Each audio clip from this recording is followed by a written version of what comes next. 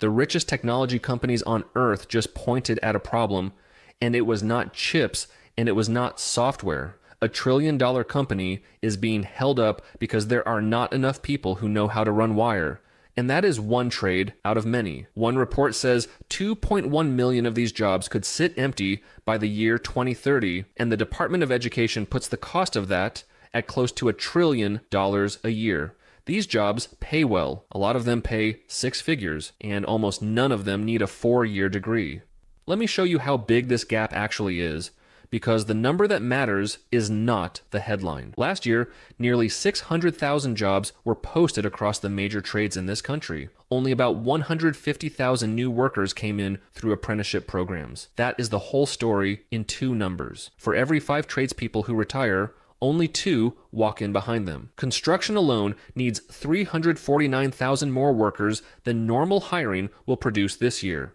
And one honest note before we start. Every pay figure here comes from the Bureau of Labor Statistics and from the trade unions themselves. Number 1 is the electrician, and I am putting it first because of what happened this spring. The president of Microsoft called the electrical talent shortage the single biggest thing slowing down data center construction. Then the chief executive of BlackRock, the largest asset manager in the world, said plainly that this country is going to run out of electricians and put $100 million behind training 50,000 new tradespeople. The middle pay is about $62,000 a year, and the top 10% clear $108,000. You get in through an apprenticeship, usually the International Brotherhood of Electrical Workers. They pay you from day one. You do not pay for school. One apprentice in Virginia earned $42,000 his first year and expects $71,000 as a journeyman this summer. If you have ever wired anything, fixed anything, or followed a diagram, your brain already works the way this trade needs. Number 2 is the elevator installer and repairer, and it is the highest paid trade on this entire list. The middle pay is about $106,000 a year, and in some federal data, it runs closer to $110,000. No 4-year degree, just an apprenticeship. These are the people who install and service the elevators in every hospital, every airport, every tower. Here is the honest catch. The door is narrow. The union opens sign-ups only every year or two, and there are waiting lists, and most states license the trade, which is exactly why the pay is what it is. Licensing limits supply, and limited supply is leverage. If you are willing to watch for the window and be ready when it opens, this is the best paid trade a person can walk into without college. Number 3 is the power line installer. Most people call them linemen. These are the men and women who climb the poles and towers and keep the grid alive.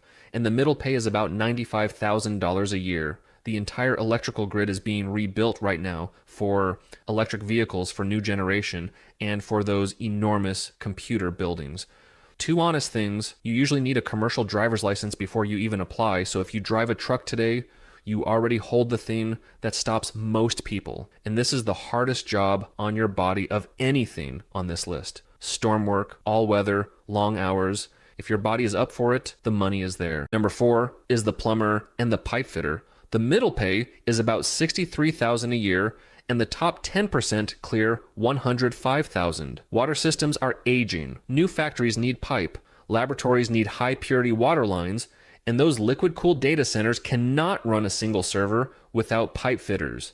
There are roughly 44,000 openings a year across the plumbing and fitting trades. You get in through the United Association apprenticeship, and they pay you from day one across 4 to 5 years of training. People who move in easiest come from heating and cooling work, from sheet metal, from construction, and from the military. Now let me pause here because this part is for the person over 40 who is watching this because something already happened. Maybe you gave a company 20 years and they decided you cost too much. Maybe you have sent out 50 applications and heard nothing back. Maybe you are looking at this list and quietly asking yourself whether it is too late to start something new. Listen to me.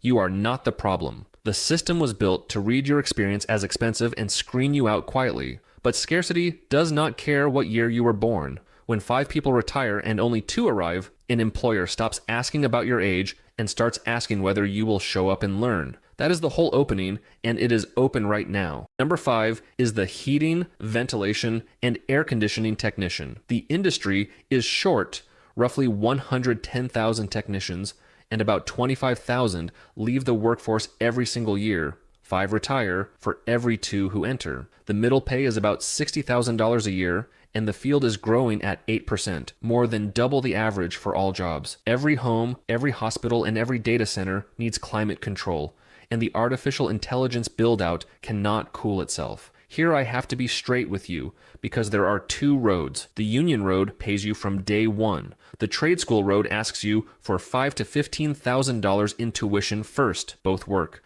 Just know which one you are on before you sign anything. Auto mechanics move into this trade fastest because it is almost the same skill set. Number 6 is the welder. A general welder earns around $51,000 a year, but pipe welders, pressure vessel welders, and underwater welders clear $100,000 and up. The American Welding Society says this country needs about 330,000 new welding professionals by 2028. With roughly 82,000 jobs to fill every single year. The average age of an American welder is 55. That is not a statistic, that is a countdown. And here is where I will be more honest than most. Welding is the trade where the majority of people pay for school first, usually $3,000 to $15,000. There is a paid union road through the Boilermakers, but it is the exception. Know that going in.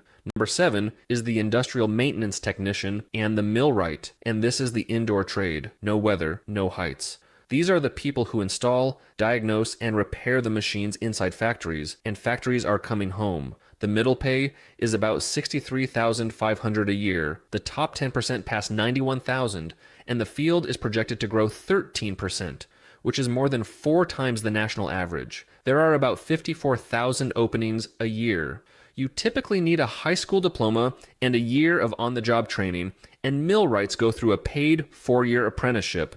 If you have worked a factory floor, turned wrenches in the service, or read a blueprint, you are already most of the way there. Number 8 is the aircraft mechanic, and I want you to picture something real. This June, in Pittsburgh, 54 aviation maintenance students crossed a stage and then walked straight into a building to take one more test, the Federal Airframe and Power Plant exam. 47 of them passed on the first attempt. Nearly half already had jobs before they put on the cap and gown.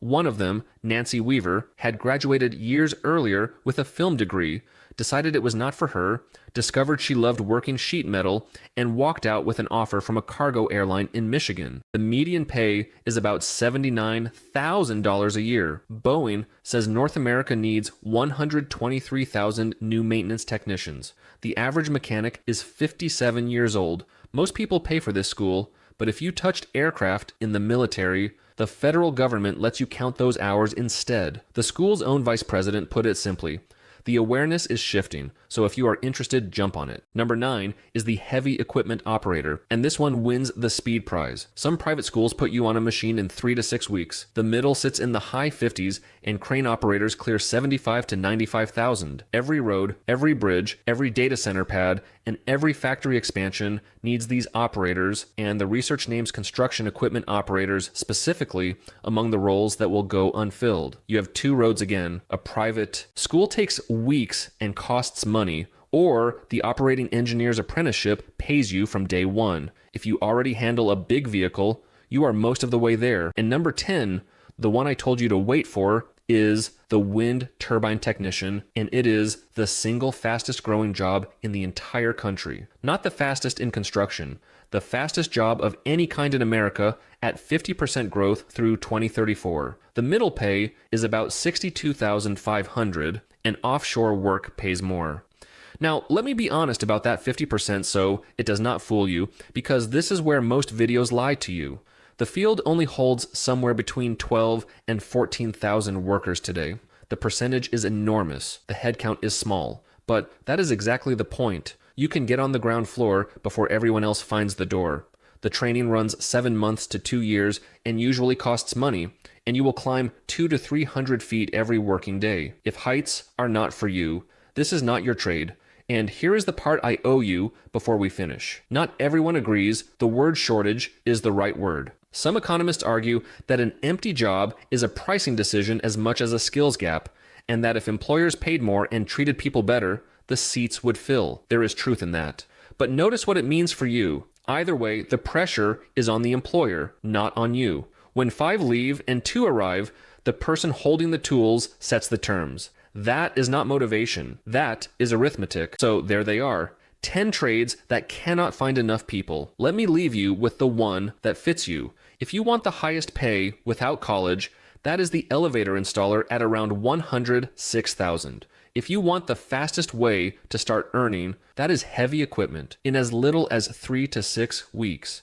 If you want to stay indoors and out of the weather, that is industrial maintenance. If you are a veteran who worked on aircraft, the mechanic road is wide open and the school is already paid for. And if you want in early on the fastest growing job in America, that is the wind turbine technician. Remember the honest part too. Electrician, elevator, lineman, plumber, and the union roads in heating and cooling and heavy equipment all pay you from day one. You do not pay for school. They pay you to learn. Welding, aviation, and wind mostly ask you to pay first. Now you know which is which. Everyone keeps telling people the only way up is a 4-year degree and $40,000 of debt. Meanwhile, 600,000 jobs were posted, 150,000 people showed up, and the difference is sitting there waiting for someone to walk through the door.